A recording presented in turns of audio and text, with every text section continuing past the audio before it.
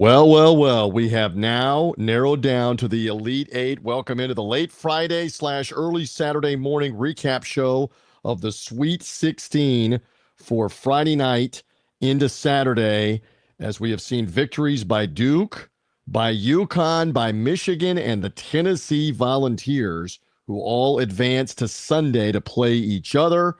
Welcome in. It is college basketball coast to coast. The live recap going on video on the social platforms. You may be hearing us after the fact on audio only on podcast on the TuneIn streaming channel. We did this late night on Friday night. I am merely the somewhat capable host, TJ Rives. The wingman of all wingmen is back. Hello, Jason Powers. I must be doing something right. I keep having you back with me time and again. We love it here on college basketball coast to coast. How are you after two really hard-fought, close, nail-biting games in D.C., and then two impressive performances by Michigan and Tennessee and Chicago? So Duke, UConn, Michigan, Tennessee, get it done. Jason, welcome. Give me a couple of open thoughts.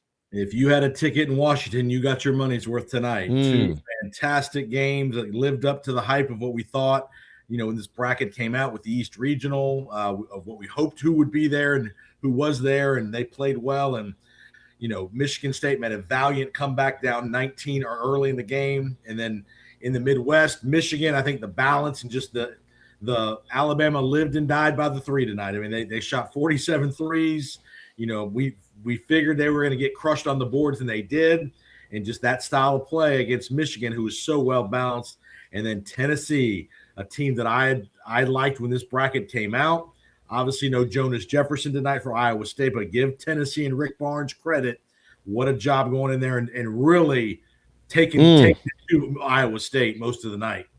SEC does get one team into the Elite Eight. The ACC gets one team into the Elite Eight. Arizona has made the Elite Eight from the Big 12, and UConn from the Big East. And other than that, we got the Big 10. We got 4 Big 10 teams in the Elite Eight, and we got 2 of them playing each other tomorrow. So you're guaranteed one spot in the Final Four. Impressive stuff tonight. Okay, I want to set the table that in a few moments, Ari Russell will be with us. I love Ari's insight for years here on college basketball coast to coast. Again, he and I go back to doing work with SiriusXM, Fox Sports Radio, and now on TuneIn's coverage, as well as our platforms of college basketball coast to coast. Ari will be with me next week in Indianapolis for yet another Final Four. I can't go to Indy without Ari because we bonded 20 years ago during a tornado Final Four weekend in the basement of the hotel. If I'm going to Indy, I got to have Ari back with me. So he'll be with me in a few moments. Stand by for that, Jason. Also, Deshaun Tate, Mr. Tate's Take Hoops, was in the arena, the Capital One Arena in Washington, D.C. for the Duke win over St. John's. He's hurting a little bit because he's a Michigan State guy, and UConn beat his Spartans. Although Michigan State acquitted themselves well after being awful in the first 10 minutes or so. They roared back, made it a game, had the lead actually in the final 5-6 minutes, but UConn was just better. So Deshaun was there. We're hoping he can join us, and we're hoping for the slight possibility that Vince Ferrara from Knoxville and the Tennessee Vols flagship station, 99.1 FM, the sports animal. He's in Chicago at the United Center and just watched Tennessee finish off Iowa State to make the Elite Eight to play Michigan. So we hope to maybe catch up with Vince a little bit later on this show. But great work in the clutch by UConn. We saw that game most recently just a little while ago go final. Jason, just give me an opening thought on UConn putting the game away when it could have gone either way after the Michigan State rally. Yeah, balanced effort. Reed was really good in the post. Caravan was solid.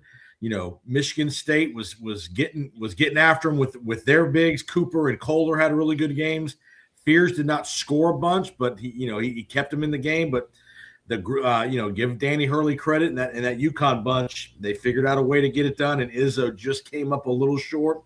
Interesting strategy at the end of the game with about 15, 20 seconds left. They were down 3 and had a chance to maybe get a quick layup, and they kind of messed around and kept passing the ball around on the perimeter. Didn't really ever get a really good shot to tie the game. So, I can't kill Izzo and Fierce for that, but if you get a quick 2, does that change the outlook a little bit there in the last 10 Down, yeah, seconds? down 3, and there was about 20 seconds left when they were trying to set up, and Fears clearly had a chance to go to the hoop to make it a 1-point game, maybe get fouled, shoot some free throws, get a layup.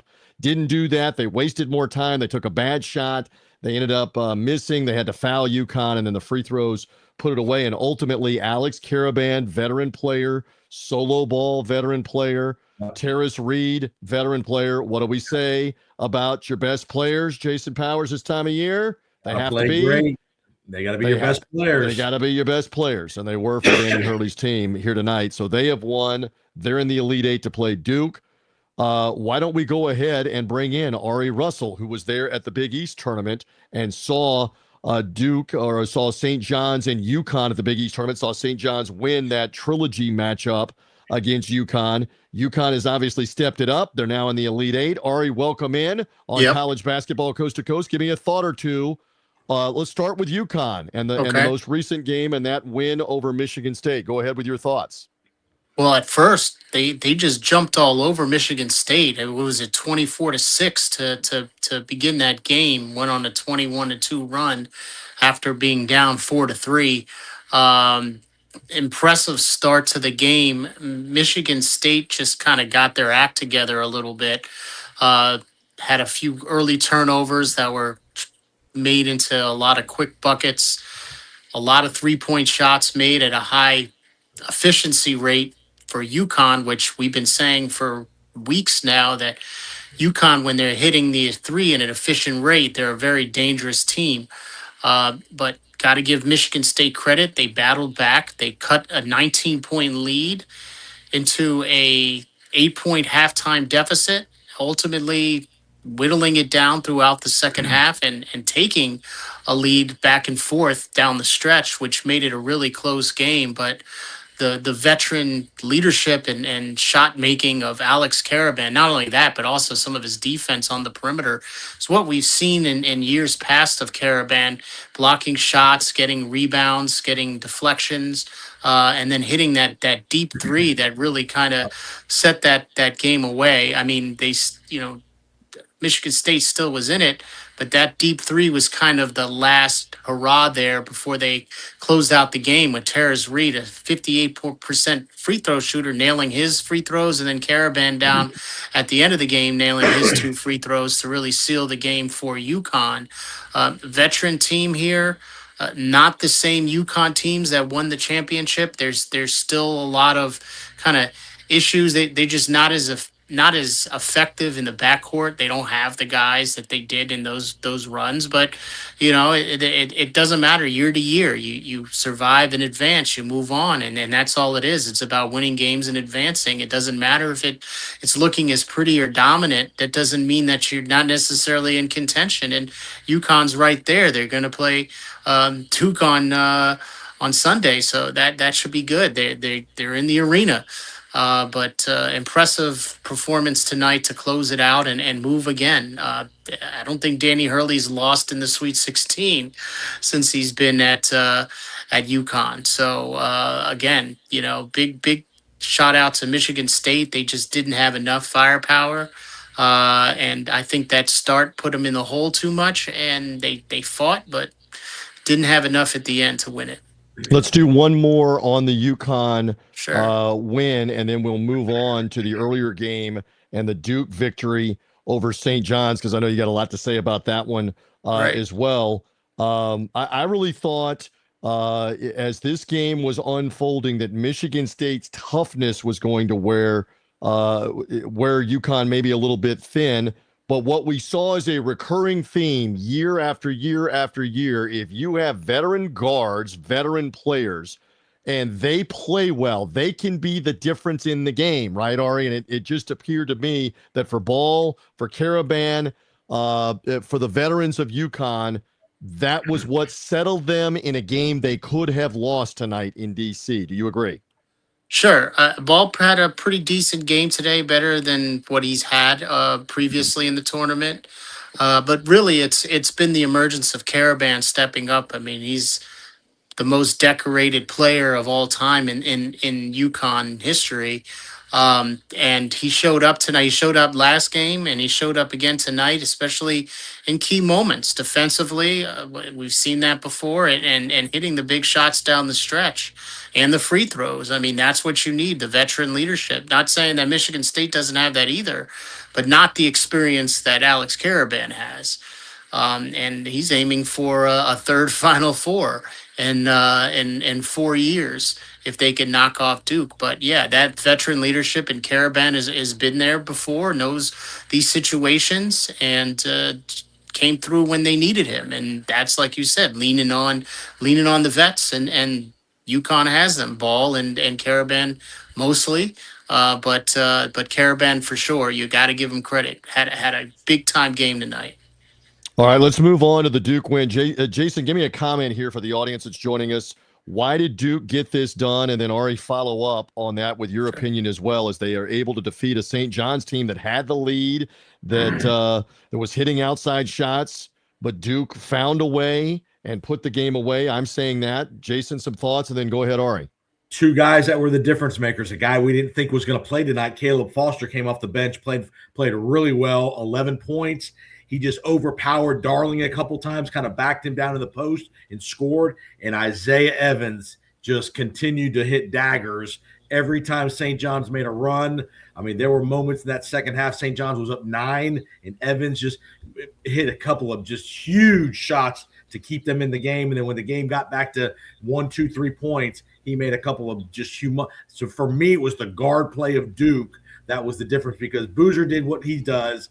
I mean, Caden Boozer struggled a little bit with the pressure, but Evans and Foster, to me, were the difference tonight, Ari. Yeah.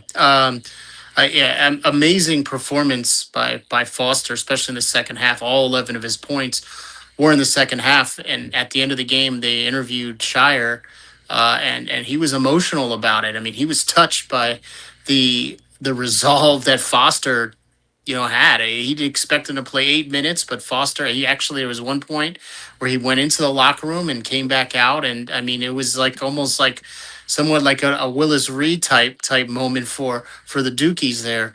But Foster scoring 11 down the stretch again. He had a stretch where I think he scored 7 straight, which was really the difference when the momentum shifted, where I think St. John's had pulled up to a 10-point lead, and then Foster came in the game and had 7 straight points and whittled it down to 3. That was a huge momentum change in the game. Another thing that I want you to follow up on, Ari, is that when he came back in the game, it gave them a better ball handler, a more composed ball handler than Caden Boozer, the smaller point guard, who was having a lot of trouble getting the ball up, and they were taking the ball away or starting the offense way late. I think it settled Duke down with Foster's ball handling. Agreed? Well, I mean, that's what part of the thing is, that Duke doesn't win this game without Caleb Foster. There's no question about it, because of that pressure. Yeah. Caden Boozer was having a lot of problems dealing with it, as was everybody else really dealing with it. A lot of turnovers, especially in the early part of the second half. They had like 3 straight turnover, like several possessions. It was like 3 or 4 in a row almost. Yes. Led to easy points that extended the St. John's lead. They put in Caleb Foster. That press isn't working as much because they're able to get the ball in and move it up, and they're able to set their offense. And Foster was really taking advantage of Darling, who wasn't able to pick his pocket like he was Caden Boozer. But another aspect that is also, I think, overlooked in this game is the adjustment that Shire made defensively, especially in the second half, going to zone to really guard the perimeter. I mean, they did a really good job in the first half keeping Zuby Ejiofor out of the paint. I mean, they didn't have that many points in the paint. Usually that's where St. John's butters their bread. Breads their butter. I almost said it's late. It's late. It is late. They made 9 or 10 threes in the first half. They made 9 threes in the first half. It was unbelievable, right? But that was because that was the adjustment offensively that St. John's was making. That's what they were given. Then they started making the adjustment on the defensive side. Duke did, Shire, by going to that zone, which really caused a lot of problems with the open perimeter that they had better in the first half and made the shots a lot more contested, which changed the whole outlook of the game, which kept that momentum from going. Remember, Duke, St. John's got their points mostly off turnovers in transition to extend that lead, but they weren't able to extend the lead further because they weren't having that outside shots in the half court possessions that they had in the first half, mainly due to Shire's adjustment to put them in zone. And that really changed the whole outlook of the game. And I think Patino mentioned that at halftime, I mean, at the post game press conference, where he said that defense really disrupted them and was the difference in the game. Shire did say after the game they had been working over the last few days or recently on the matchup zone, and the matchup zone, you're absolutely right, that they went to seemed to change the tenor of the game. That and Caleb Foster's ball handling were critical. One other aspect of this, let's go around the room. You got to make foul shots this time of year, and it was brick fest for Duke late in the game. Yeah. Gongba, who's not a very good free throw shooter, missed 2 of them coming out of the timeout when they had upgraded to a flagrant 1 foul, and it was going to be 2 in the ball. He went brick. Caden Boozer, who again is a freshman, he bricked a front end, and then later in the game Foster they missed another front end. I don't know if it was Foster or who it was. They made life a lot more difficult by missing foul shots. Did they not, Jason? Ari, Jason? Yes. Oh, no doubt. I mean, and there was a chance that St. John's, with about a minute 45, but about a minute left in the game, they could have fouled Gongba again and didn't foul him, and they allowed Duke to throw the ball to a guard. They ended up calling timeout. Duke did, but that would have been the perfect time to put Gongba back at the line when the game was either a 1 or 2 point game. It was like I think it was a 2 point game, but man, I was if you would have thought St. John's would have made 13 threes and shot 40% from the 3-point line, you would have thought St. John's would have won the game tonight. Great chance to win, sure. But Ari, how big of a concern is it the missed free throws? I know you got young players that are in there, but that could have been death on a Friday night there in a close game. It could have been, but it wasn't. I mean, again, they were also hitting the shots. I mean, they were hitting the threes, and Evans hitting his threes, and he was. I mean, his stock just went through the roof because now you're looking at this guy, especially at the next level, just being able to get that space and create shots. He was just unguardable tonight. I mean, some of the shots that he was making and taking and being able to get open looks off of very little space, off a very good, very strong defensive team on everybody. You know, they threw Mitchell at him. He's scoring on Mitchell. They threw Darling on him, scoring on Darling. They threw it's everyone on him. Ian Jackson. No one could guard Evans tonight, and that was a huge difference in the game. Yeah, the free throws were a problem, but they did hit the last free throws down the stretch, and Boozer missed 1, I think, but that was it. I think Cam Boozer hit the 2 that clinched it at the very end. He hit the 2 to clinch it, and he missed one of them earlier, which kept the lead within 1 possession. But otherwise, I think he was like 9 for 10 from the free throw line today. I mean, that's pretty impressive for a big guy to be able to shoot 90% in a clutch situation. And again, he nailed the 2 free throws to seal the game. So that's when it matters, is when it does. Yeah, those free throws could be a problem, but at the end, if you're making them to seal the game, to put it away, you know, that's all that matters. And Duke walks away. There is one thing I do want to mention here. I don't know if you were going to bring it up. No, go ahead. But all over online, man, there's this kind of narrative that's being formed, and this is part of like the reactionary online crowd that kind of gets under my skin a little bit because it is indeed reactionary, and it doesn't. Are you saying that social media is not real life, and that the clowns on social media love to stir things up that they would never do face to face? Is that what you're implying in the wee hours of Saturday morning after the Sweet 16? Yeah, somewhat, but it's also like a lot of people that, you know, are talking about it that cover the sport quite often and should know better. But they were talking about Patino making this mistake by not playing Ruben Prey down the stretch or having him in the ball. He didn't play like the last 15 minutes of the game, even though he was 4 for 4 from 3-point range. I could just tell that people just didn't watch that much St. John's basketball this year. And the fact that they got 12 points and 4 3-pointers from a Ruben Prey, and I've mentioned him on this show several times as being a key guy to kind of fill in minutes.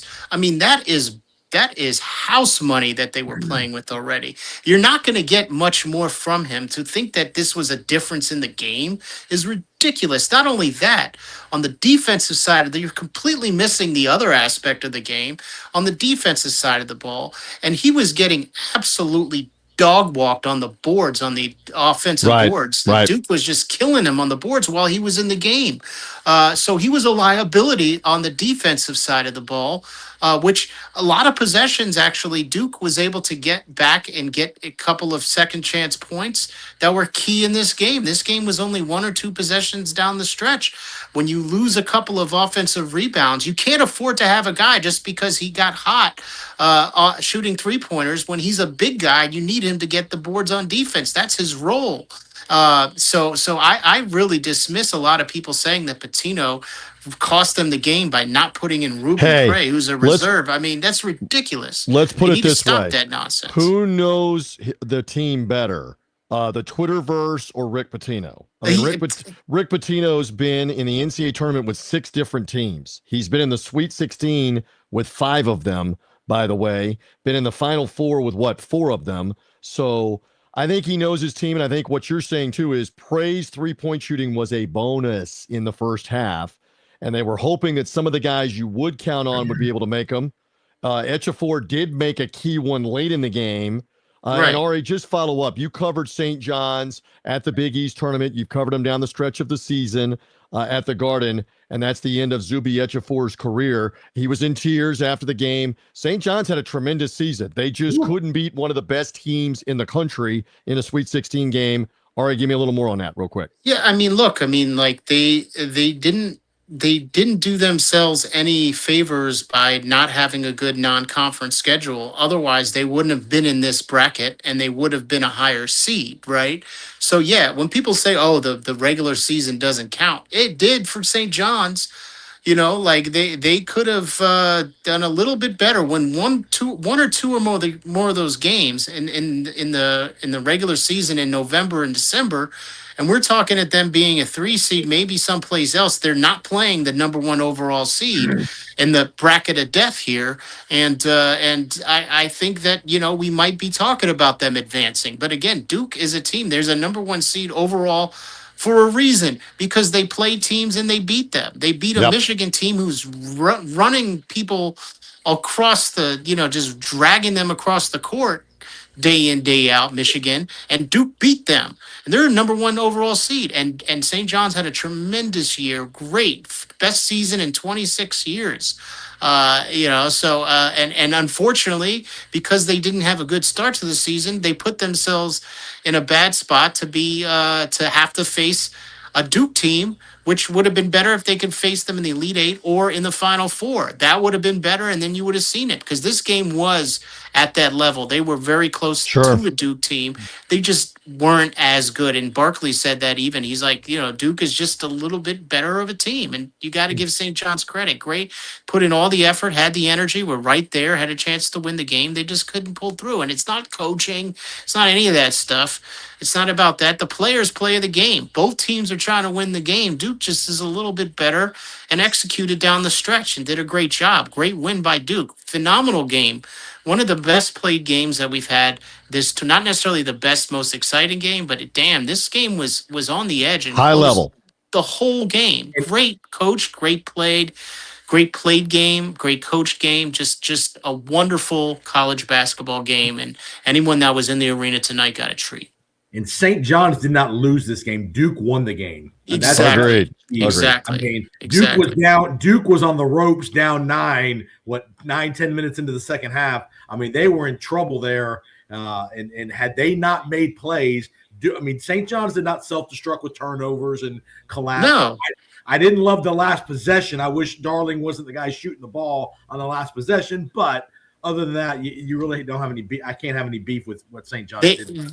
yeah, and in that last possession, everyone is going to do that Monday morning quarterbacking or whatever it is. Like there really wasn't anybody else open. They Yeah. didn't really have many options going in. I mean, you're going to call a play. I at the end of the day, anyone could have taken that shot. It doesn't matter. They probably were going to be well contested anyway because the whole second half they didn't really have too many open three looks. So I don't expect them to have one at the end of that ball game. Especially the way that they defended in that way. That see, you want to see an end of a game possession. You want to see how it's guarded properly. The way that Duke guarded the end of the game possession tonight is how you guard an end of a game possession. That's textbook what they did tonight. And if Foster doesn't play for Duke, St. John's wins the game. Yeah, Foster. 100%. 100%. All right. Huge. Ari, we're going to get you out of here in a moment. Give me one thought on Michigan and Tennessee. First reaction to that for Sunday. Michigan, again, too good for Alabama. Alabama was hitting their threes in the first half, but Michigan once again demonstrated they're deep, they're talented, and they've been beating everybody by double figures, it seems like. That's 26 wins by double figures, and they just wore down Alabama. And then Tennessee was just brutal inside on Iowa State at both ends. Offensive rebounds, cutting them off from easy baskets, getting defensive rebounds. They hit key shots also. And the SEC does get one team through. That's Tennessee beating Iowa State. All right, give me a quick wrap-up thought or two on those games. Sure. I mean, Michigan does Michigan. I mean, I'm not particularly shocked that they were able to do it. Again, they turn on the switch and that's it.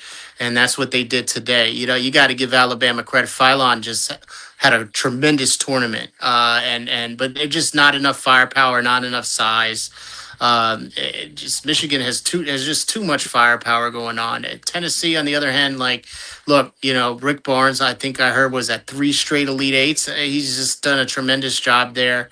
Of course, they're playing against an Iowa State team without their best players. So, and that showed tonight. Iowa State got absolutely demolished on the glass, and they couldn't hit their free throws. My goodness, talk about. I think they shot under 50% today.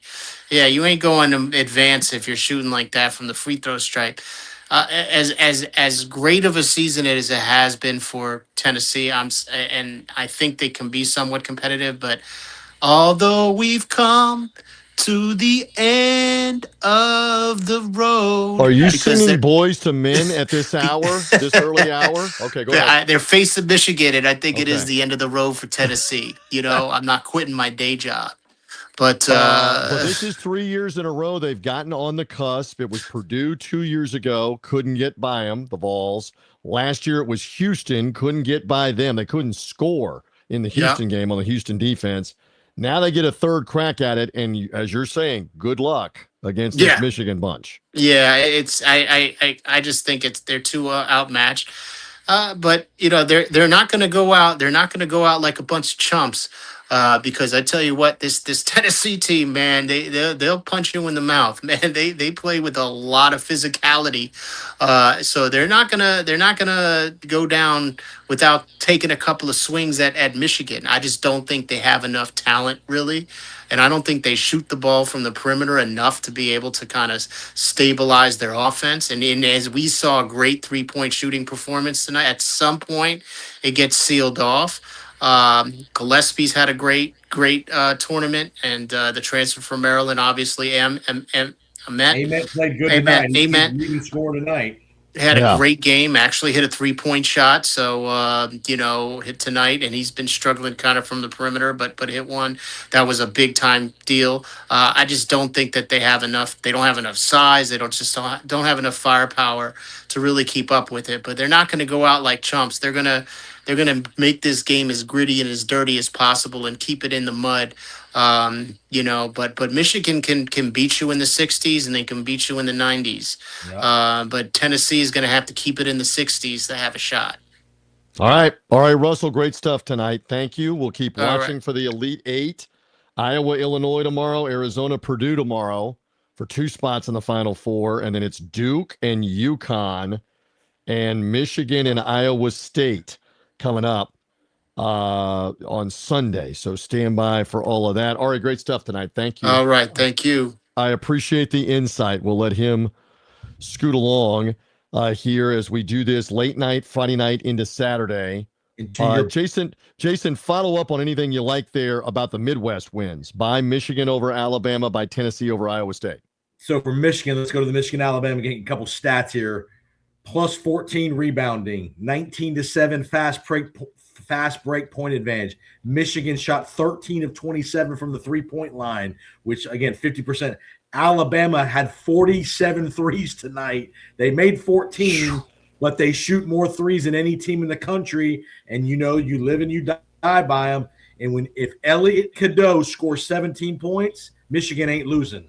He played well tonight. Two bench guys for Michigan scored 16 and 17 points, so they got two huge performances off the bench.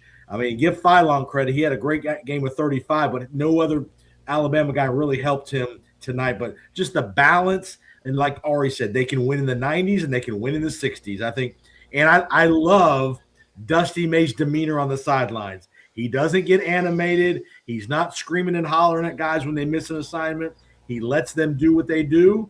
He's controlled. He's measured in what he says. I just love his demeanor on the sideline. Yaxel Lindeborg has been great, the former UAB player. He's the player of the year in the Big Ten. Once again, I'm going to tee you up. What do your best players have to be at this time of year? Best players. And Elliot Cadeau is being counted on as the point guard, and he was tremendous again last night. When they have to have it because they have the injury to Kaysen, the other point guard who tore his knee up and can't play the rest of the year. So Michigan moving on. They're in the Elite Eight. They have not won the national title since Glenn Rice, Ramil Robinson, and the Kingdom in Seattle in 1989. Is this their best chance? Stay tuned with them trying to get into the Final Four and make it happen against a Tennessee team. Rick Barnes' Tennessee team, we've watched them all year in the SEC. This is a Tennessee team that Florida throttled early on in the SEC season. Kentucky beat them twice. Alabama beat them late in the year in Knoxville. Vandy beat them in the SEC tournament in Nashville right away. And yet they have put it together now with a win over Virginia on Sunday night in the round of 32, and then a win over Iowa State and Chicago tonight. Say a little bit more about Tennessee real quick and their win. They've got a little more size than you think they do. They got good production tonight out of Akpara, who had 12 points and 10 rebounds. They got the Brown kid. They're going to have enough size to hang around with Michigan. It's a matter of can they offensively hang around with Michigan. Again, Ament and Gillespie combined for 34 points tonight, which is what you got to have. You got to have guys like Estrella contribute. So, again, if they can get some production, if they can keep this game in the high 60s, low 70s, they got a chance on Sunday. It's just a matter of, and I hate to say this, you got to make Elliot Cadeau do it again. He's kind of been their weak link as far as their starters, point guard wise. Gillespie's got to go after Cadeau, and if Cadeau can score 15 to 18 points, you shake their hand and they're going to go to the Final Four. But you almost got to figure out a way to make Cadeau continue to be a scorer and figure out a way to limit Lindenborg. And don't let Lindenborg kill you. Marr's going to get his points because of his height, but man, give Rick Barnes. I know there's been a lot of criticism to Rick Barnes the last handful of years. That's got to end. I know you got to get to a Final Four. I get it, but 3 straight Elite Eights, that's pretty good at a place like Tennessee. You keep winning, and Nate Ament is a tremendous freshman. He keeps getting players. Big time scorer, going to be a top 15 pick, if not a top 10 pick in the NBA draft. So you gotta like what Tennessee has built here at this point. Okay, we're still rocking along here. Late night after the Duke win over St. John's and the UConn victory over Michigan State. They will meet on Sunday. Dare I say, while we get nostalgic, that the anniversary was just a couple of days ago. March 1990, Jim Calhoun's UConn team playing Mike Krzyzewski's Duke team in the old, it's correctly known as the Brendan Byrne Arena, what became the Continental Airlines Arena eventually in East Rutherford, New Jersey. What? The Meadowlands. The Meadowlands, in the Meadowlands Arena. That was UConn leading by 1 in the final seconds. Christian Laettner, the inbound, the give and go back to him, and he made the last second shot to For put his Duke first. into the Final Four. The first That time. anniversary 36 years ago was about 2 days ago. And now we get Duke and UConn. None of these players were alive on either team, Yes. but we get Duke and UConn 36 years later. Of course, right here in Tampa Bay, where you and I are based, St. Petersburg, UConn and Khalid El Amin won Jim Calhoun's first national title over who? Mike Krzyzewski, Elton Brand, and Duke in April of 1999. UConn over Duke for the national title. So they have some history in the NCAA tournament. For sure, and we'll see some more of it on Sunday. Okay, why don't we do this as well? We've got a sponsor to tell you about. That's our friends at Go Sleeves, the kinesiology sleeves for your knees, for your elbows. Let's talk about this because Go Sleeves is there for the weekend warrior, for the athlete with the knee sleeve, the elbow sleeve that does a couple of different things.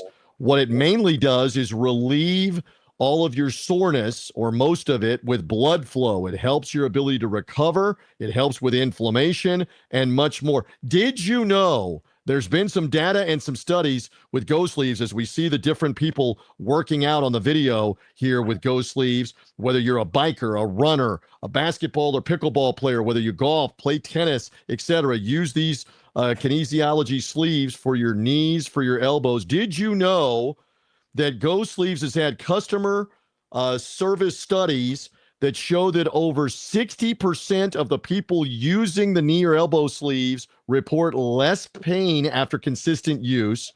Almost 60% also say yes, less inflammation from using the Go Sleeves.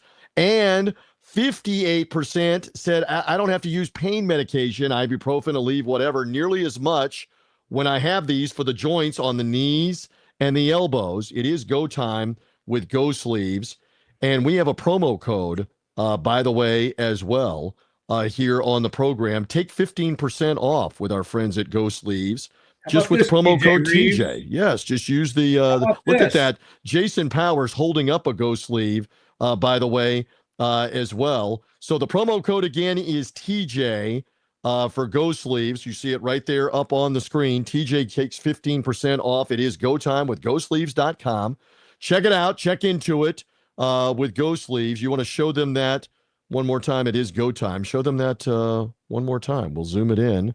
For the Go Sleeve for the knees or the elbows. You use the one for the knees. That kinesiology sleeve. We'll tell you about that sleeve a little more that Jason is showing you while we do this. What it does. The compression sleeve has kinesiology taping that Jason is showing you. It's built into the interior, and that has silicone in it that manipulates the fascia that's in there, the tissue that's in there, and it helps again with inflammation, with recovery. Listen to us sounding like orthopedists for the knee and the elbow, and I know you use this, as you said before, in officiating for high school sports, high school football, etc.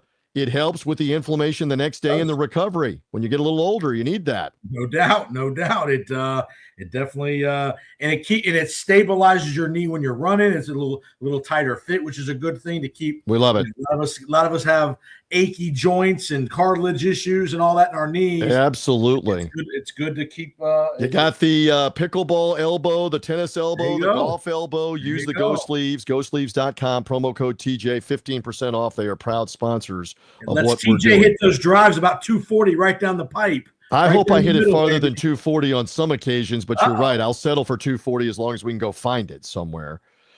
Speaking of finding it, how's my segue game tonight? We are late night.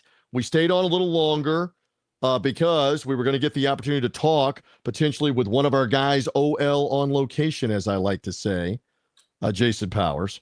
So let's do that with our guy, Deshaun Tate. Mr. Tate's Take joins us. Yes. From Washington, D.C. in the Capital One Arena. The show just got a lot smarter after he was firsthand, on hand in D.C. for the Duke win over St. John's. Full disclosure, Deshaun's a Michigan State guy. Our heart is there for you that UConn defeated Sparty tonight, although Sparty was valiant coming back in the game. Deshaun, welcome in on a recap show. Give me a couple of thoughts on what you saw tonight in Washington, D.C.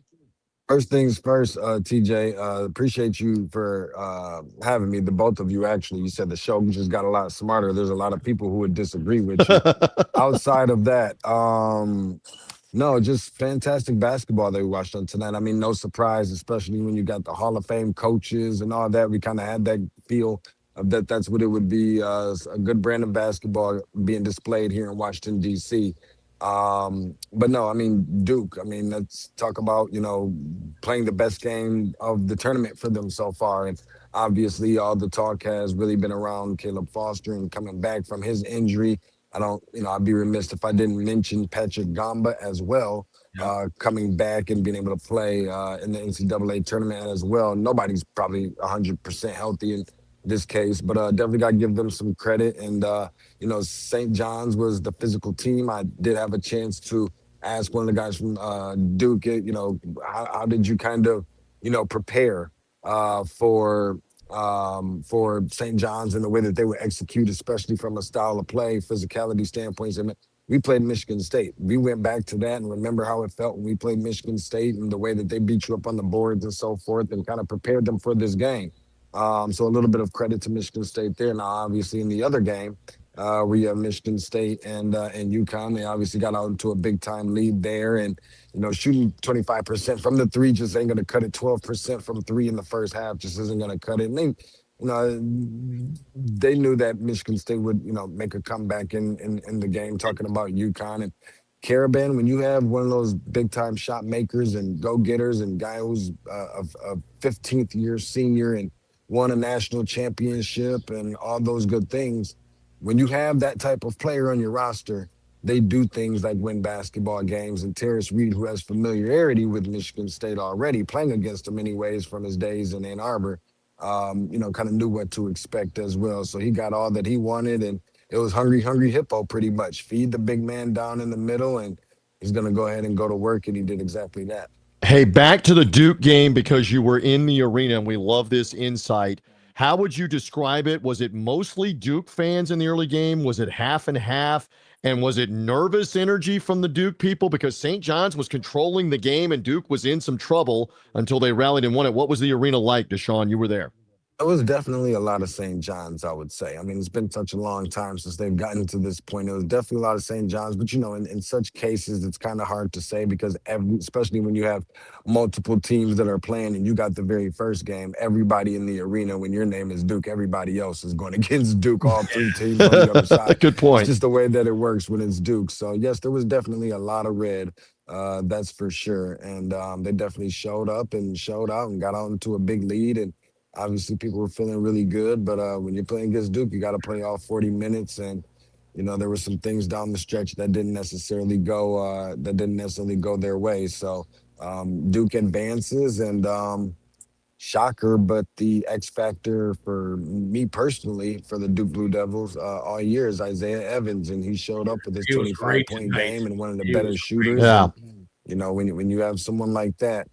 A guy who can go and get a basket. I think there was guys that can go and get a basket, whether it's Ejiofor for St. John's, whether it was Evans for Duke, or whether it was Caravan or Reed for UConn. That was the difference maker in me in some cases. Michigan State doesn't really have that prototypical natural born and bred basket go getter right. for a bucket. And sometimes that makes the difference as well. That kind of stood out to me tonight. We've seen this a zillion times when a team gets down big, 18, 20 points, like Michigan State did. They climbed the mountain, they got back to even and only up one. They were never able to extend that lead to 4 or 5. I think that was a kind of a moment where you almost feel like they run out of steam a little bit when they exert so much energy to climb the mountain to get back to even. They just could never push the lead past 1. I don't think they ever led by more than 1 point in the second half. No, TJ, I'm not sure if I'm the only one, but you might have to translate because I really can't hear Jason all that. That's okay. I'll relay to you that he said he thought that Michigan State exerted so much energy trying to get back in the game and get the lead by 1 that UConn was the fresher team maybe in the last 5 minutes to put the game away. You were in the arena. Do you buy that? Do you think Michigan State exerted so much they didn't have anything left in the last 5 minutes when the game was still there for the taking. What do you think, Deshaun? I think that was a lot of the case. But in that same breath, you know what? Michigan State typically makes its deep runs in the NCAA tournament like this by going deep into its bench. And I think the thing is, they didn't really have a lot of 3-point shooters either. That's to get them back into the game. And there's sometimes when you do have one, like a Kurt Tang, you also lack some defensive prowess on the other end as well. So you're kind of gaining something and you're kind of giving up some other things in some other areas and in some cases like that. So, but yeah, for sure, I do think you have to put forth so much energy to try to make a comeback. And then again, when you don't have that guy that can just certified bucket getter, doing the best that you can when you're Jeremy Fears and so forth and what have you. But I mean, UConn's a big team too. I mean, we see them blocking shots and knocking over people's popcorn, all sorts of different stuff too. So, I mean, you definitely want to give them the credit for getting back in the game and fighting hard. That's expected when we're talking about a Tom Izzo-led basketball team. But obviously, it really just wasn't enough, and Michigan State had to do the best of its ability to prevent turning the ball over, in which tonight, I believe, if I'm not mistaken, they had 10 of them. Double-digit turnovers is far too many when you're Michigan State. You can't afford to have that many. Before I let you get out of here, because we're going to run along in a moment, first thought on Duke UConn now that the matchup is set for Sunday. Titanic showdown, two iconic programs. Powers, you love these Nuggets, Deshaun, and for the audience. This is the first time that Duke is in the Elite Eight 3 years in a row since 1990, 91, and 92. We were talking about Christian Laettner before you just came on, hitting the shot against UConn in the Elite Eight. They went on to the Final Four. They went on to the championship game, and UNLV destroyed them. They then, the following year, beat UNLV in the Final Four, won the title over Kansas. The following year, beat Michigan in the Fab Five in the national title game. That's the last time Duke has been in the Elite Eight 3 years in a row. And maybe it's going to, and all 3 of those years, they went to the championship game and won it twice. Right. So this team has accomplished it. That's hard to believe that Mike Krzyzewski, anywhere between 1993 and when he retired in 2022, didn't get to the Elite Eight 3 years in a row.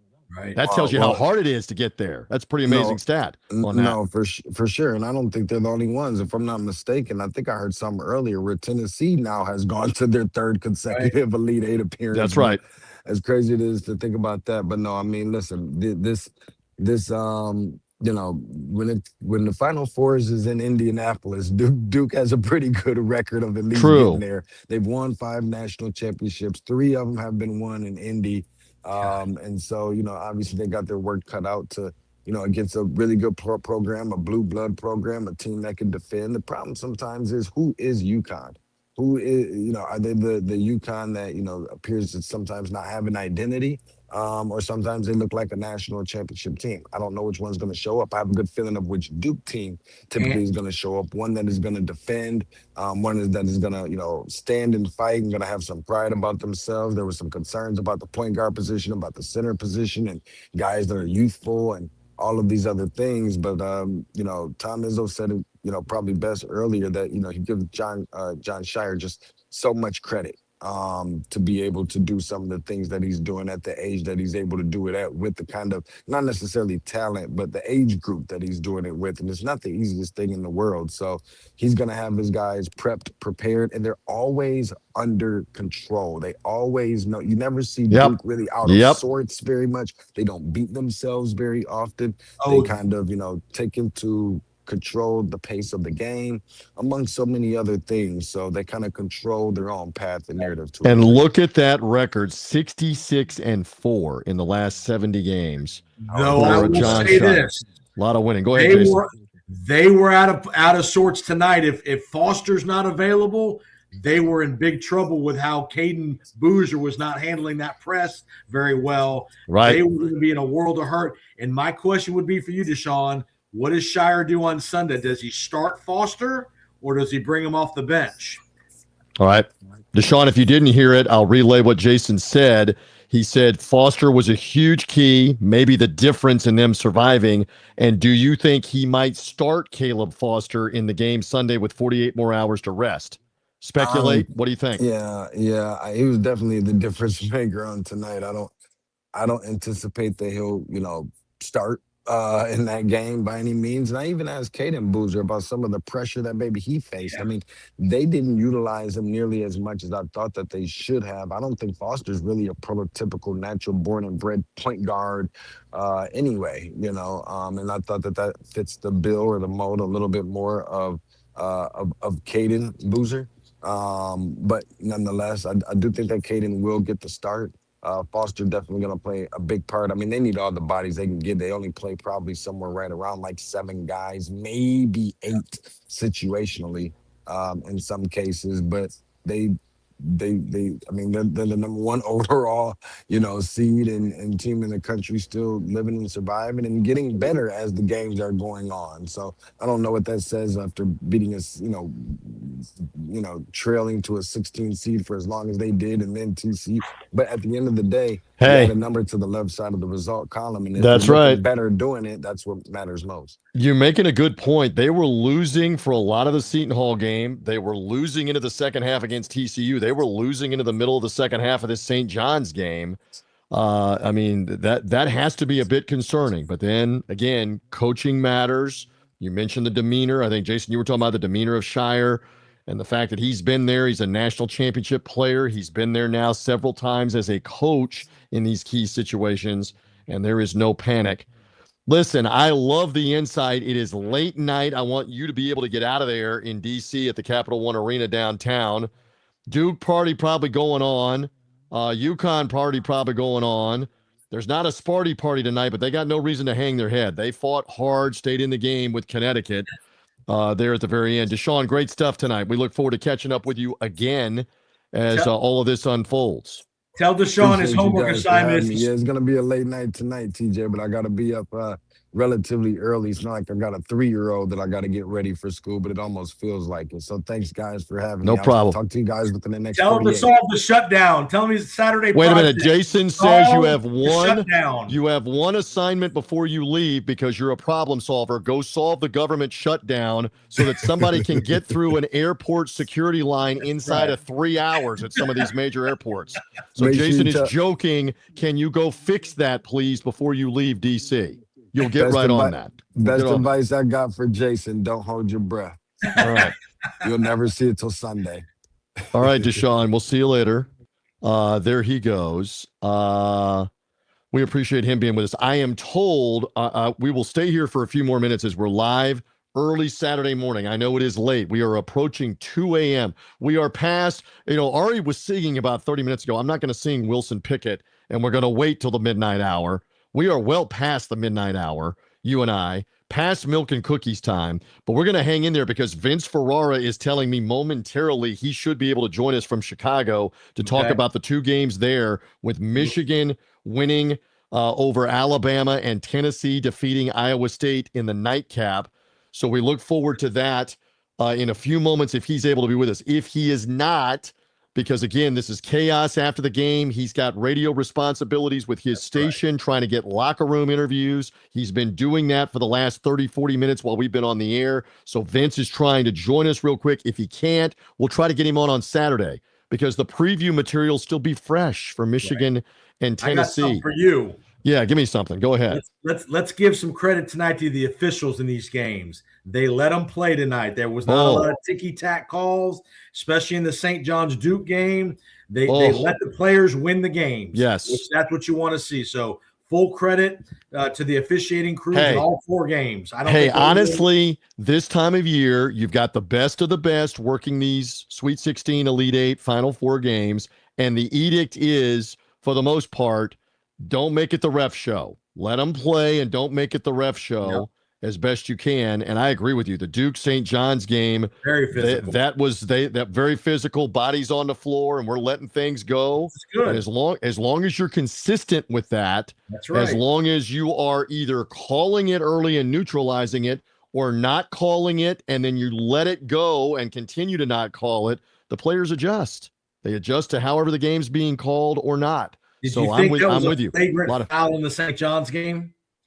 On the two when he ran through the pick screen, yes, I thought so. The two-handed shove extended, yes, and then Gongba after the timeout promptly bricks the 2 free throws. Right. So it was kind of a ball don't lie moment for St. John's fans to not have that work out. And again, I just bring up Duke was bricking free throws at the end of the game. Contrast that with UConn that made everything, right, Jason? At the end of the UConn-Michigan State game, they made them all. Reed and Caravan made the 4 at the end. Duke left the door open with some missed free throws in this one tonight. Again, we'll stay here for a few more moments.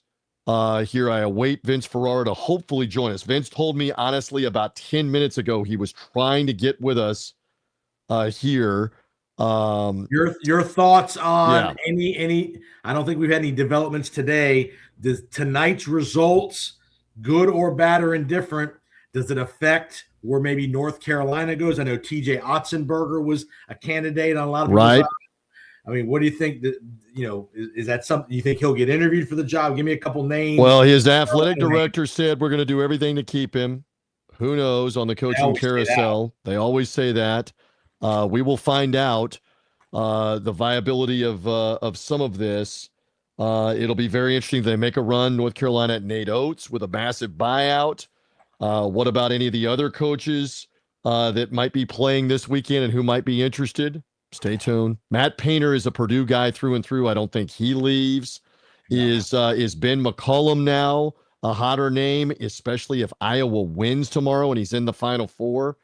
Stay tuned on that. We'll try to figure that out as well. So we stayed here. Good things come to those who wait. How about our Tampa brother from another mother checking in at almost 2 a.m. Eastern time? Vince Ferrara is now here from the United Center in Chicago. My friend, there is dedication, and then there is you. I keep telling people my man had to drive back and forth from Knoxville to Philadelphia, has now driven from Knoxville to Chicago a few days later. Do you have a jacket? Do you have a jacket? You got to have a winter coat, I think, because it's in the 30s. And now the Tennessee Volunteers late night have won the game with Iowa State, which means Vince is sticking around in the Windy City as well. Welcome into like breakfast with TJ and Jason on college basketball. Almost breakfast at Wimbledon. It's almost breakfast at Wimbledon. Yes. I have done breakfast with you guys plenty of times before. Yes. Who's picking up the tab for the eggs, the bacon, and the pancakes and the muffins? We can practically have it at almost 2 a.m. Eastern time, but you are worth it. You are worth it, my friend, live from the United Center. Okay, tell me about Tennessee. Let's don't bury the lead. The Vols are the only SEC team to make it into the Elite Eight. How did they do it tonight with Iowa State, Vince? Well, hopefully you guys can hear me all right. Can you? Because I know there's bouncing basketballs and everything back there. So doing my best. So, Tennessee, slow start. Too many turnovers. We talked about that being the key to the game for Tennessee. And you know what? It didn't end up being the key to the game because they turned it over 17 times, including 10 in the first half. But they handled the rebounding and the glass so much better that they overcame some of those turnovers, and Iowa State was so out of sorts. So the biggest thing ended up without Joshua Jefferson for Iowa State. The biggest thing was the defense on Momcilovic, 49% three-point shooter, the nation's best three-point shooter, and Iowa State as a team, high percentage of three-point shooting. And Tennessee was up in his kitchen from the jump. He could not breathe. He couldn't even get off shots, much less make shots. He finished 2 of 9, and some of those were late heaves in desperation when they were down late. It was incredible how they were able to frustrate him. And it wasn't just one guy. Now, Boswell certainly had a fair amount of the assignment on him, but Tennessee is unique in that they switch a lot on defense, and all of their bigs are mobile. Even Carey, who's like an NFL player, he's been described by SEC opponents as like, defensive end. He and Dwayne Brown, part of that 4 big post rotation, all of those guys can get out beyond the 3-point line and defend guards and bother them. And teams are not used to seeing that. And Tennessee, again, It's 3 straight games where they played terrific 3-point defense. And that was the key to the game because Iowa State just did not have enough firepower without Momcilovic and obviously Jefferson not able to play in the game. And Tennessee out-rebounded Iowa State 43-22. And Tennessee just played right. Once they settled in, they missed some shots around the rim early. They get all these boards, but they weren't converting off of it. So they calmed down a little bit. They started making the extra pass. So then suddenly those ended up being off-para dunks. Tennessee big-to-big passing is outstanding, as good as it gets in college basketball. So there's still a lot of things right, but it really was triggered by their defense responding to Iowa State's defense, and Tennessee had a lot more answers in the game and ended up getting that W.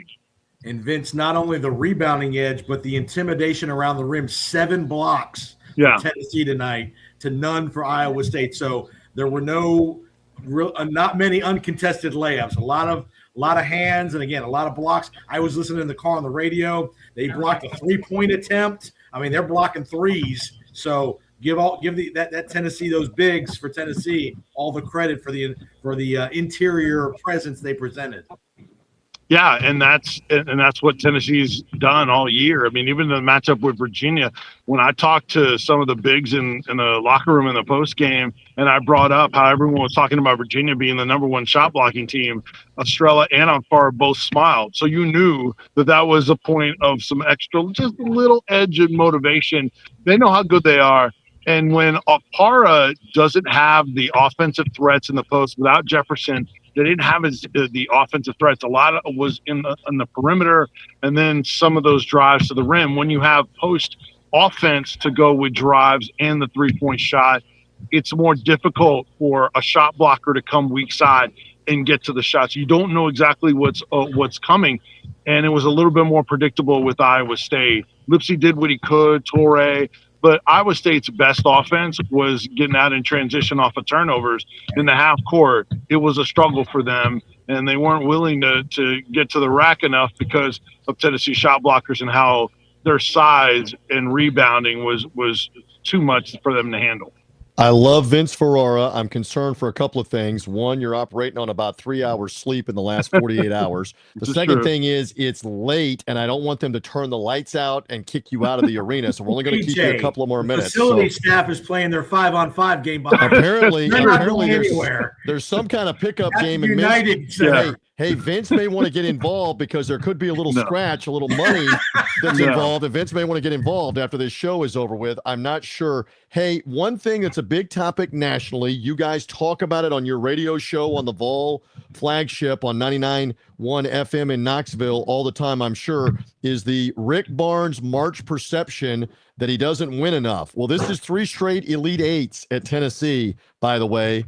Just say something about him punching the right buttons 3 years in a row with different lineups, adjustments. Yes, he's got a coaching staff. Yes, the players have to play. But Rick Barnes is back in the Elite Eight again. Vince Ferrara, give me a thought. Yeah, it is really an expired narrative that if people are still trying to bring up, and some in this fan base do, it really is not accurate. I mean, 4 straight Sweet 16s is an accomplishment. That hasn't been done by very many teams from the Southeastern Conference in its history. And 3 straight Elite Eights, the only other team that currently has done that is the Duke Blue Devils. So Alabama had an opportunity to do it, and they lost to Michigan. So, yeah, I mean, the consistency to win when in today's college basketball, when you have to turn over your roster as much as Tennessee did, and really they did. J.P. Estrella was back from last year. Oh, wait, he didn't play last year. Bishop Boswell was back from last year. Wait, he had limited minutes as a reserve point guard. Felix Alfaro was their only main contributor that's back from last year's team. And obviously he's a big piece. The only other one is Cade Phillips, who played last year. He's back, but wait, he didn't play. He's out for the year. So all this new, whether it's the portal or the signing class, that's what he's put together. And they're playing their best basketball with the most urgency at the right time. And allegedly, that's something that Rick Barnes doesn't do. They played their worst. So It's not accurate. It's those that have made a determination on Rick Barnes and are trying to stick to it. That might want to update it a little bit. Now, for those people, they're not going to come off of that until he takes the next step that the program hasn't done, and that's get to the Final Four. Because if Tennessee loses to Michigan, and look, they're going to be the big dogs, underdogs for that, even playing that level of team, people are going to be unhappy and say, oh, there's a ceiling to Rick Barnes. He can't get to the Final Four. Well, sometimes you run into unbelievable teams, and maybe that'll happen. Maybe Tennessee will do something it's never done before. But I tell you what, that accumulation of winning is something that this, on many levels, they had never done prior to Rick Barnes. And he's just stockpiling all these things and records that hadn't been accomplished before. So fans should be proud and feel blessed that he is their coach. Oh, by the way, they never do anything wrong in terms of getting into trouble or anything like that. He plays the NIL game. He's adjusted to it. His coaches end up being head coaches, and Justin Gainey might end up being one to a Power 4 school after the season as well. So he develops players from the portal. I mean, think of the last 3 years. Dalton Connect, Chaz Lanier, and Jacoby Gillespie. You could argue those were top 3 in college basketball in terms of transfer portal additions, and they're from one school. So it really is silliness for that narrative to still be out there. But you're right to bring it up, TJ, because it is still prevalent for some. And fast forwarding ahead to Sunday, Vince, what can Tennessee do to get to the 5-minute mark of the second half to make this a basketball game? Well, watching Michigan today, I was really impressed how they were not baited into playing Alabama's game. They had supreme confidence that, they were giving up threes, and they gave up a lot of threes, but they didn't panic at all. And they have so many different guys that can make plays that they just stick to what they do. And if times we have to make a few more threes, they shot a much better percentage than Alabama did. So that's part of why they're so difficult, is because they can win in so many different ways. That's right. Out, low scoring grind, in the paint, those kind of things. So I think foul trouble is something that Tennessee needs to stay out of. I think that it's going to be difficult for them if they're in foul trouble. Now, sometimes the tight whistle can work in Tennessee's favor, because that means Nate Ament is getting the line, and Tennessee's done a better job in the NCAA tournament at the free throw line, and that was a real deficiency for Iowa State tonight. So I think that Tennessee needs to try to avoid getting in foul trouble, because what you got away with against Iowa State, I don't think you get away with Michigan. The foul trouble and then the turnovers. 17 versus Michigan, I don't care how you offensive rebound, and you're not going to offensive rebound as good. That's not going to fly against the Wolverines, because they have so many different guys. And it'll be fascinating to see Axelberg, who gets an assignment on him, or probably multiple guys. But, man, that guy with his size and how he can slash, how he can shoot the three, how he run the open court, he's just such a unique athlete. I mean, him with Ament, it would be pretty special the way those guys are bigs with a handle. So that'll be fun. But, man, Tennessee does not want to try to win that game if they're in foul trouble. Yeah, Lindeborg, the player of the year in the Big Ten, and he was large in this game tonight with Alabama. Listen, great work with us. We encourage everybody to follow you at Vince Sports on social media. Also, find the station 99.1 FM, the Sports Animal in Knoxville, where you're doing great work all weekend. If you let us bother you in and around Sunday, well, this has become like an annual invitation with you. We would love to have you on Elite 8 Sunday for Tennessee now and Michigan, and a chance to go to the Final Four. But we thank you for hanging late night, Friday night into Saturday morning at the United Center in Chicago, Vince. Great stuff. You guys are brothers, so let's change the narrative out there. It's not just Rick Barnes that has gotten Tennessee to 3 straight Elite Eights. It's this guy. That's right. Because I've been there for all 3 of them, right? I was going to say, if I'm not mistaken, you have been at the Little Caesars Arena in Detroit for the Vols to win in the Sweet 16. Lucas Oil Stadium, right, for the Purdue. Sweet 16 last year. Last year, yeah. And then last year was Houston in Indy, yeah. Yeah. And so now this year you make your way to Philadelphia and Chicago. Yeah. You are like the Central and Eastern time zone traveler with the Tennessee Vols. And they are the only SEC team that made it to the Elite Eight. After all the talk about Florida or Alabama or Vanderbilt or one of those, the Tennessee Volunteers for the third year in a row in the Elite Eight. Pretty much the Big Ten Invitational and then Tennessee and Duke, I think, right? Yeah. Don't pull a Tiger Woods down, flip your rental car, okay? Stay don't get in trouble. Shuttle, baby. Right. Shuttle to the hotel. I'm not messing with that stuff. We don't want you to miss the media shuttle as well to get out of the United Center and get back. And he was telling me, Brother Powers, he's not been to Chicago before. Enjoy the Windy City on the off day later on this Saturday as we do this live in the middle of the night. Yeah. Plan to. That's one of the benefits. A few years ago, Tennessee went in the NCAA tournament. They played in Brooklyn. I'd never been to New York before. So what does Tennessee do? We all-day drive up there. They play like an early game the next day, and they lose. So I don't get that off day in New York City to look around and experience all the better areas of town that everybody talked about because they lost. So very thankful that Tennessee winning that Sweet 16 game, so I have a chance to check out some of the local flavors and scenes. So Ferris Bueller. Who needs Ferris Bueller when we got Vince Ferrara? Play the movie and then go reenact at like Wrigley Field, even though it's the off season. Parade, you can go to the parade. Hey, I got news for you. I think the Cubs are at Wrigley. I don't know if it's this weekend. They're home against the Nationals. All right, so go check that out. Go check out the art museum like Ferris Bueller's Day Off. Go check out the Chicago Stock Exchange, although it's the weekend, it won't be open. Right. But you could kind of like reenact the movie and maybe go flying down the road in the old school Ferrari, right? The red convertible Ferrari. We do have interviews, so some of that, there will be some work stuff during the day. Go get the Chicago deep dish pizza. I always recommend Gino's East. That's like the legendary downtown Chicago deep dish pizza. Gino's East. Go find it. Go get some deep dish while you're there. He's a paisan. He's an Italian. Go get your stuff, my friend. Listen, great stuff with us. Late night, early morning. We appreciate you from Chicago. Much love. The next breakfast is on us. Love you guys. It's only 80 degrees and sunny here in Tampa, Vince. 80 and sunny. Thanks. 80 and sunny here, but the big orange still rolling in Knoxville. Thank you, Vince. We'll see you later.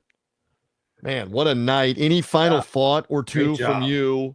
Elite Eight set. We get Iowa and Illinois up first in Houston. What other recap show around this country has live chats with people in both locations tonight? How about that? We're hustling our dudes. Our dudes were there. Deshaun Tate in Washington, D.C., Vince Ferrara in Chicago. You got OL on location, first person insight.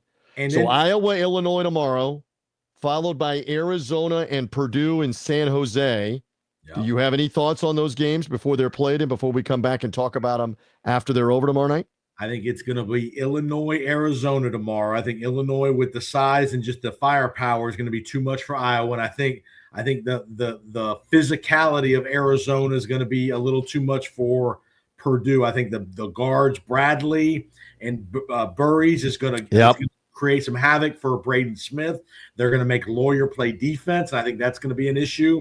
I think Arizona is destined to get back to the Final Four. First time in 25 years for Arizona. You ready for the stat? Last time they were there, 2001, as you just mentioned, Lute Olson's the coach. Yep. Iowa playing earlier in the day against Illinois. Last time they were in the Final Four is 46 years ago, 1980. Lute Olson's the coach at Iowa, the late Lute Olson. I mean, it's amazing. So the synergy is there in both of those regional finals. It's crazy. So stay tuned. Illinois trying to get into the Final Four with Brad Underwood. They were on the doorstep, and UConn beat them 2 years ago on their way to the back-to-back national titles. Arizona has been on the doorstep of the Final Four several times over the course of the last 25 years. Not been able to get there. Wisconsin knocked them out back in 2015. Frank Kaminsky. Frank Kaminsky, 2015. So Arizona's there. Stay tuned. UConn also knocked them out in a couple of regional finals as well. It'll be Purdue that has the challenge. Purdue got in the Final Four 2 years ago, beating Tennessee, beating Vince Ferrara's Tennessee Vols in that regional final. Stay tuned for those. Why don't we do this? You and I will reconvene after those games are over.